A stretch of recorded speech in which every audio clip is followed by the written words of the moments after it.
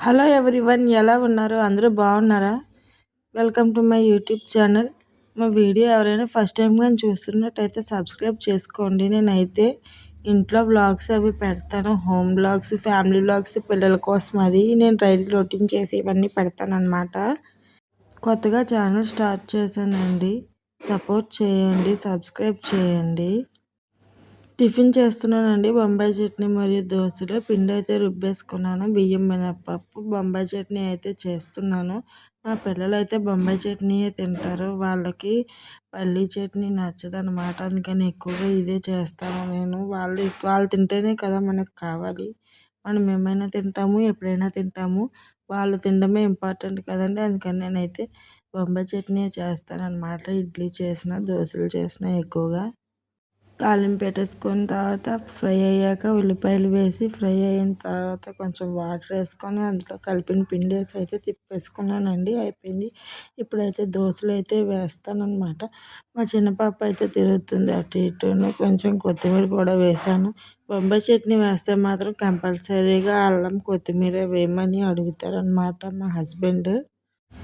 ఇప్పటి వరకు ఒక కర్రీ వండితే కర్రీ నచ్చట్లేదని వేరేగా కర్రీలు అయితే వండించుకుంటున్నారు. అలా చేయకూడదండి. అన్నీ తినాలి కదా. అన్నీ తింటేనే వాళ్ళకి కూడా వస్తుంది బలం అదిని. నాకు ఇది వద్దు అది వద్దు అంటే ఎందులో ఏ ప్రోటీన్ ఉందో తెలియదు కదా. ఏ కర్రీ వండినా కూడా వద్దని అయితే చెప్పేస్తుంది మా పెద్ద అమ్మాయి.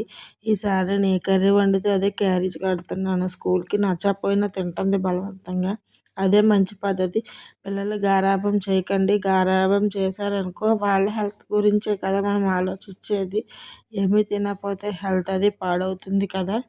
గారాబం చేయొచ్చు కానీ అన్ని పూట్ల చేయకూడదు. అన్ని టైము ఒకలా ఉండదు. మనం చేసేవి కూడా తినాలి కదండి. అన్నీ తింటేనే బాగుంటుంది. నేనైతే 100% వాళ్ళు ఏమడిగితే అదే ఇవ్వడానికి ట్రై చేస్తాను కానీ మరి దారుణంగా ఇంకా ఇదే ఎప్పుడు గుడ్డు, లేకపోతే పప్పు, లేకపోతే బంగాళదుంప ఈ మూడే వండమంటున్నారు. అలాగైతే ఎలాగవుతుందండి. మేము ఒక కర్రీ వండుకొని వాళ్ళకి వేరేగా అయితే వండి పెట్టలేం కదా. అందుకని అయితే నేను అది తీసేసాను. వద్దమ్మా అలాగ అవ్వదు, అన్నీ తినాలని చెప్పాను. ఇష్టం లేకపోయినా తింటుంది. అందుకే నేనైతే ఇప్పటి నుంచి ఇలాగే ఉందాం అనుకుంటున్నాను. ధనుర్మాసం అయితే వచ్చేసింది కదండి. ధనుర్మాసంలో చాలా బాగుంటుంది. ఉదయం పూట లేచి పూజలు అవి చేస్తారు కదా. విష్ణుదేవుని గుడికి అయితే వెళ్తారు. అది రామాలయం అవనివ్వండి, కృష్ణాలయం అవనివ్వండి. మా ఊర్లో అయితే చూడండి ఎలా తిరుగుతున్నారో దీపం పట్టుకొని.